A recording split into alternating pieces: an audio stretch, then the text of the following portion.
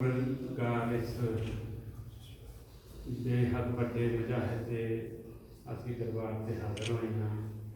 ਸਾਡਾ ਇਹਨਾਂ ਨੂੰ ਸਲਾਮ ਕਬੂਲ ਫਰਮਾ, ਸਾਡੀ ਇਹ ਹਾਜ਼ਰੀ ਕਬੂਲ ਫਰਮਾ। ਜਿਸ ਤਰ੍ਹਾਂ ਇਹਨਾਂ ਆਪਣੀ ਕੌਮ ਦੀ, ਆਪਣੀ ਇਸ ਧਰਤੀ ਦੀ ਖਿਦਮਤ ਕੀਤੀ, ਸੇਵਾ ਕੀਤੀ ਔਰ ਇੱਕ ਜਹਾਦ ਲੜਿਆ। या अल्लाह ਇਹੋ ਜਜ਼ਬਾ ਸਾਰੇ ਮੁਸਲਮਾਨਾਂ, ਸਾਰੇ ਪੰਜਾਬੀਆਂ 'ਚ ਪੈਦਾ ਕਰ। या पाक परवरदिगार ਰਹਿੰਦੀ ਦੁਨੀਆ तक अहमद हाँ घर का नाम हमेशा हमेशा सलामत रवे और अगले भी जहान इन्हों जन्नत के बागां विचों बाग अता फरमा। या अल्लाह तेरा फरमान है कि शहीद जिहड़ा वो जैसे ही इस दुनिया पे है वो हमेशा रहेगा, वो कदे भी जिहड़ा उन्होंने मौत नहीं आती। अहमद हाँ खल भी हुई एक शख्सियत है जिन्हें अंग्रेज़ों के मुकाबला करते अपनी जान दी थी।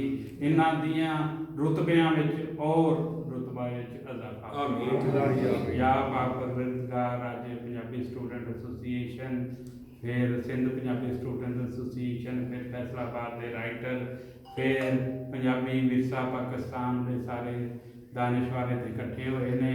सानू जिहड़ा बड़े अच्छे तरीके नाल राय हक नवाज साहब ने इस्तकबाल किया है। इन्हां उत्ते भी अपनियां रहमतां बख्शां बरकतां अपनियां नाल या पाक परवरदिगार। इस वक्त सारी दुनिया के मुसलमानों के हालात इस वक्त कश्मीर, फलस्तीन और हुसैनिया बेशुमार जगह ते बहुत ही दिगर गुने। अल्लाह ताला इन्हां सारे मुसलमानों उत्ते रहमतां बरकतां बख्शां फरमा। इन्हां दियां तकलीफां, इन्हां दे जिहड़े ने मसले मसाइल वो खत्म कर।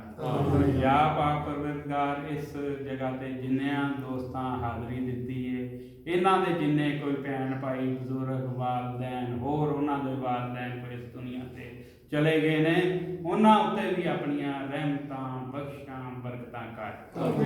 या पाक परवरदिगार होर भी इस नेक रूह दे असी दरबार ते आए हाँ। ये एक पकीज़ा हस्ती है, ये शहीद हमेशा जिंदा रहिंदे ने। इन्हां दी बरकत नाल ही साडे खानदानां उत्ते रहमतां कर, साडे बच्चों उत्ते अपनियां करम नवाजियां कर। जिहड़े बीमार ने उन्हां नूं तंदुरुस्ती फरमा।